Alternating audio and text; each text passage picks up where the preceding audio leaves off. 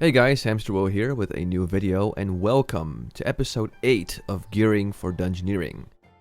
Oh yeah, we're already up to episode 8. Anyway, today we're returning to the Shaman class, but this time we're looking at its melee counterpart. Yep, today we're going to talk about the Enhancement Shaman. So without further ado, let's get started. And as you can see, the current gear of this Enhancement Shaman leaves much to be desired. And when we do a DPS test, we only end up with a painfully mediocre 392 DPS. Yeah, definitely not that great. But as always, we're going to fix that. So let's once again work our magic, and there we go. Much better. So what gear did we get? Let's find out. Alright, I'm going to start off with the headpiece as always, and yes, it is back. It is the staples of the series. It is the Helmet of Second Sight, this time the male version. 12 stamina, 31 agility, 8 intellect, 3 blue sockets, a socket bonus of 8 attack power, 60 attack power, and 4 mana every 5 seconds. Now as you can see, I just slapped some red gems in there, and that is because as an Enhancement Shaman, 2 of your most important stats are Strength and Expertise. Agility doesn't really do a whole lot for Shamans, which is a shame because this one has a lot of agility, but even then with these gems it is quite awesome to have. Now this one does require you to have a flyer, so if you don't have the money and you haven't bought your flying mount yet, or you don't have a warlock and 2 friends to summon you over to the island to get the last quest done, I do have an alternative for you.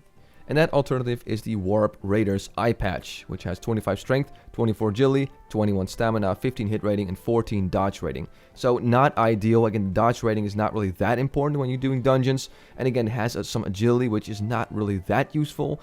But it has a decent amount of strength, some stamina, and some hit rating, which not super useful, but still, you know, it's always good to have some extra hit rating for your offhand. And of course, this is much cheaper. You don't need a flying mount for this. It's also one simple quest. So if you're looking for a quick and cheap alternative, I'd advise go for this.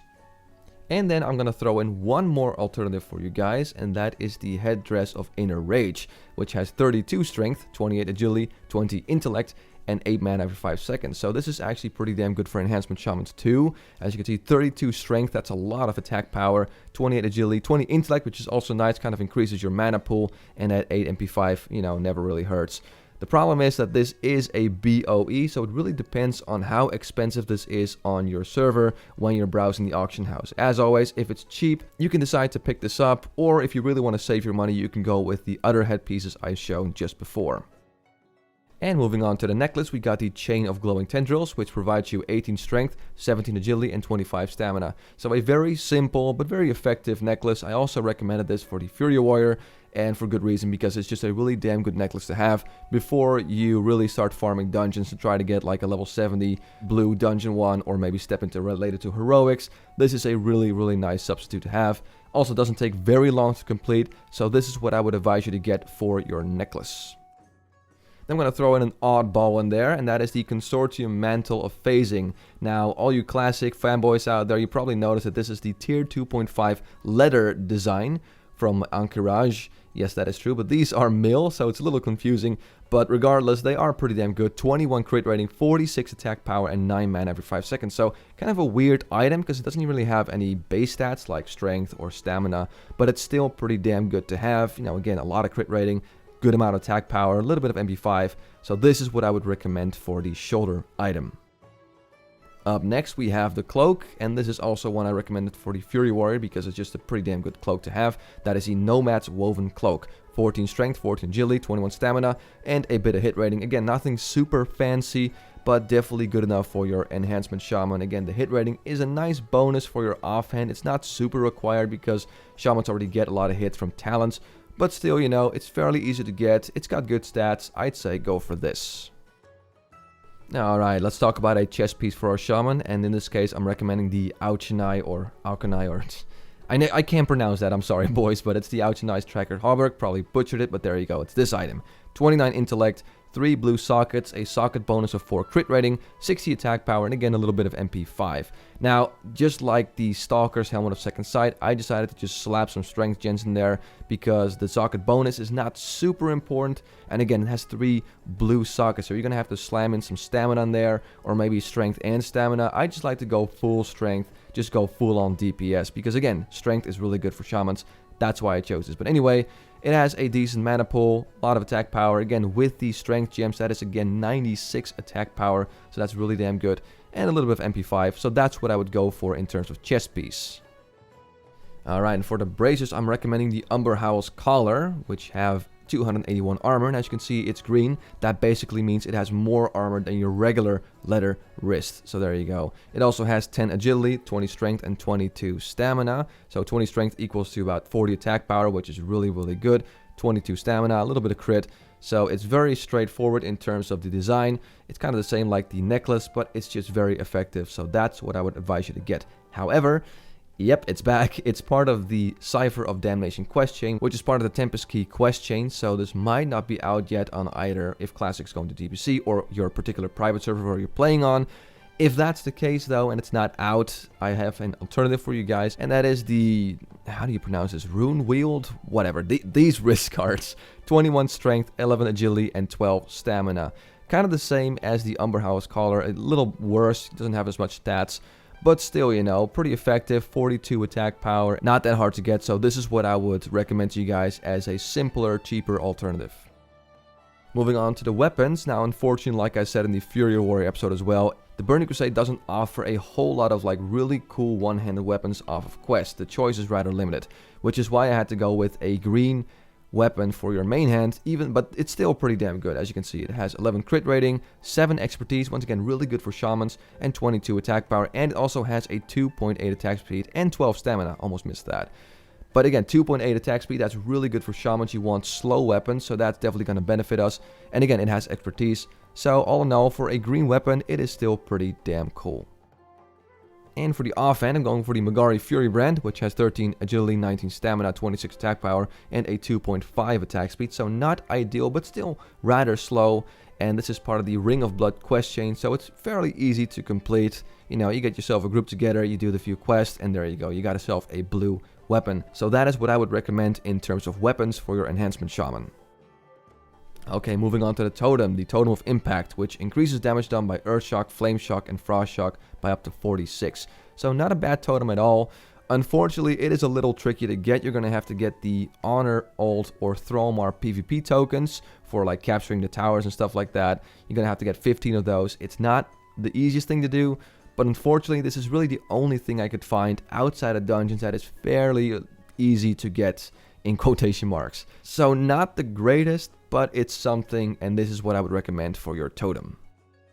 And moving on to the trinkets, and this is going to be familiar to people too who've watched the previous episodes, starting off with the Bladefist Breath, 26 passive crit rating, and when you use it, you get 200 attack power for 15 minutes with a 1.5 minute cooldown. Not much to say here. It has a lot of crit rating that's passive, which is nice, and that 200 attack power is definitely not too shabby when you're trying to do burst DPS. So this is what I would recommend for the first trinket. The second trinket is going to be the Core of Kalos. Yes, again, it's back. It's just a really good trinket, to be honest. 52 passive attack power, and this gives you 200 attack power as well. However, this one lasts 20 seconds, but it has a longer cooldown. So this is really what I could recommend you guys to get in terms of trinkets. The blue one is pretty sweet with the crit.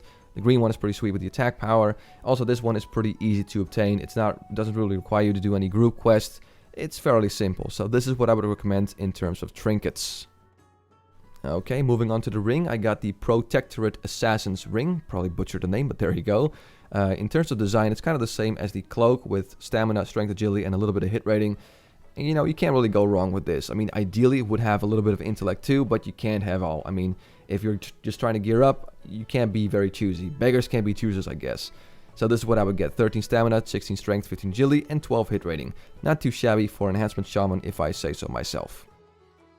And the next one is the Ogre Slayer's Band, which in terms of design follows the necklace a lot more. 70 strength, 16 agility, 25 stamina. So just very simple, very effective. Fair amount of stamina too. So that is definitely a good ring for your Enhancement Shaman, and that's what I would recommend you guys to get. And for the boots, we're going to go with the studded green ankle wraps, which have 30 strength, 12 agility, 13 stamina, 8 hit rating, and 8 dodge rating. Now, yes, they look absolutely hideous. I mean, it looks like you're wearing really, really worn out boots or some stuff like that. But just look at the stats. 30 strength, which means 60 attack power, a little bit of crit, some stamina, hit rating, and a little bit of dodge rating, which is not ideal, but again, these are really good boots that you can get outside of dungeons. The cool thing is you can get them in Hellfire Peninsula, so you can also get them pretty early on. So that's what I would definitely recommend in terms of boots for Enhancement Shaman. And moving on to the pants, we got the Ash Tempered Leg Guards, which have 475 armor. Again, it's green because it has more armor than a regular piece. 16 agility, 31 stamina, and this is the reason why I chose them, 29 strength. So these are not super fancy, but unfortunately most blue male leg guards have agility, stamina, and an attack power. And ideally you want to have something like this with a lot of strength. Again, agility doesn't really do a whole lot for Enhancement Shamans. It's much better for hunters. In this case though, you gotta go with something that's a lot of strength. So yet again, it doesn't look very pretty. I mean, our character kind of looks like a deformed Ninja Turtle, but it's simple and effective. So that's what I would recommend you to get for your leggings.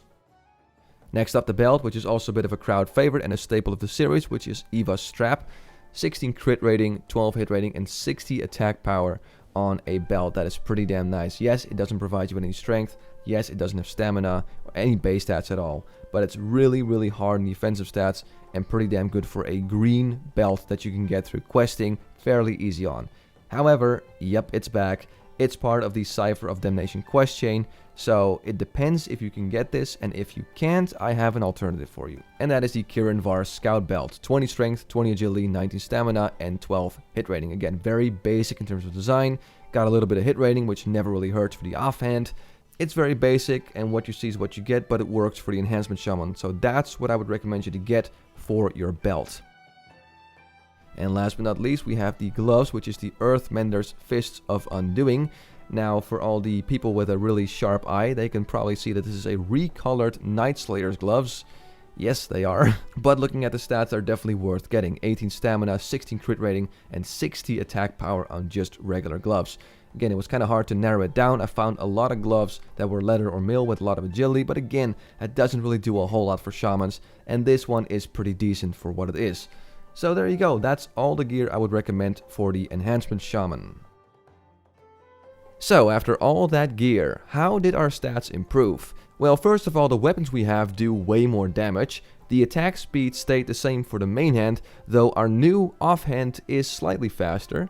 We have a big boost in attack power, crit chance, and a bit of expertise, which is really handy for Enhancement Shamans, but we did hand in a bit of hit rating, which in this case is alright, because 1, Enhancement Shamans get a lot of hit from talents, and 2, you're probably going to occupy yourself with farming normal dungeons with this type of gear, which means you're not going to require a ton of hit rating anyway. So that's all fine and dandy, but what kind of DPS can this shaman pull with all these upgrades? Well, before, it only did 392 DPS, and now it's doing 640.5 DPS, which is an increase of 63.39%. That's pretty huge, and with this type of gear, you'll definitely be able to pull your own weight in dungeons and give the rest a run for their money. So that's it for the Enhancement Shaman. As always, I want to thank you for watching this video. I'm Hamsterwheel, and have a good one.